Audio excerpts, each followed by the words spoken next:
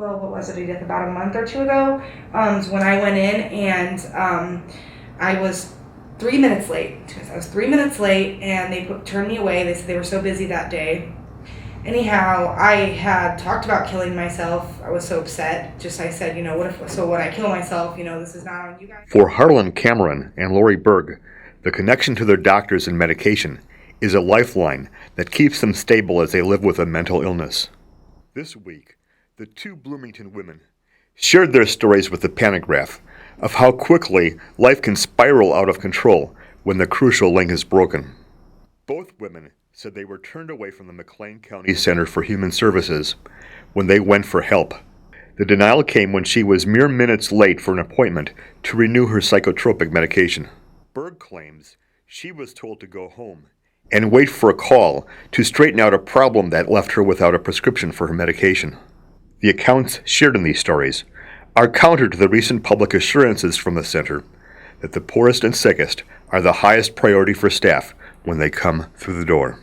Didn't have any problems really with the center except for, when you go and you're a couple minutes late, they send you away.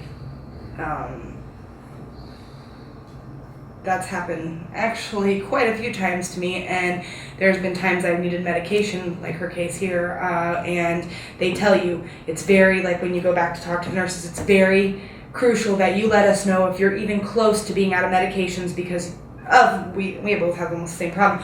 We're so bipolar, we have to have our medication. And then I go to my friend's house this morning and she is in tears, and I say, well, let's just go up there. And I guess maybe you could they treated her terrible. I mean, they hung out with me 3 times already this morning. So I told them I was coming up here, and then when I come in there, that nurse comes, she was just rude to me, bad. And I said, what am I supposed to do? I gotta have that medication. Am I supposed to leave here and nut up, cut myself? I'm a cutter, I gotta have that medication. And I seen the doctor yesterday. Well, you're supposed to call 2 or 3 days ahead of time. I was here yesterday. That's how they make my appointments. I see the doctor the day before my prescription. And her excuse for hanging up on you was, well, because I couldn't get a word in. Yeah, I was trying, because she wouldn't let me finish what I was saying. So she said, that's why I hung up on you. And this is not the first time this has happened. This has happened a couple other times before. One time, they made me, I take Klonopin also, and that's a habit-forming medication. You go through withdrawals from that. And they made me go like 11 days without my Klonopin because I kept calling and no, they wouldn't do anything.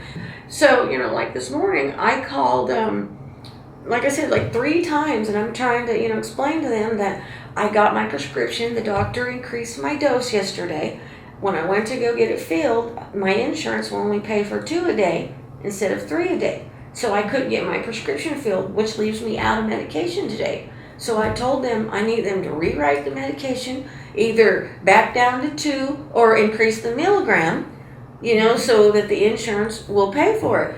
And they're like, well, we got all these other patients, we don't got time to deal with your problem right now. We'll get a hold of you in several days. I said, several days? What do you mean several days? I can't go several days. What am I supposed to do in the meantime? Am I supposed to nut up and go cut myself? Is that what you're telling me?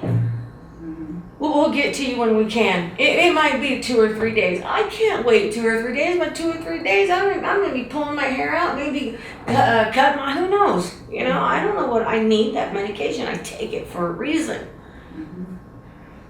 So I haven't had any medication today, and this is how I get when I don't have my medication. I'm, frazzled because that medication slows me down. I can't concentrate, I can't think right, I can't, And she says to me, well, you're not going to go through withdrawals for Adderall. Well, it doesn't matter if I'm going to go through withdrawals. I'm going to, my head's going to be, like this. You know what I mean? And I'm not going to be able to calm down, and, it's going to make me so upset that it might come to the point where, I'll just grab a knife and cut, Sometimes I just do it without even thinking twice about it. I just do it. When I was in crisis, I went in and I talked to somebody, and like I said, the last time, like with the Klonopin, when they let me go like 10 days, I kept calling. Nothing was getting done. So I went in there. And when I went in there, then they got right on it. So, and that's what the nurses told me too. No, don't call. Just come in, let them know what's going on, that you need to speak with the nurse. And there's no reason they cannot put me through to the nurses station, because I know there's people back there at that nurses station.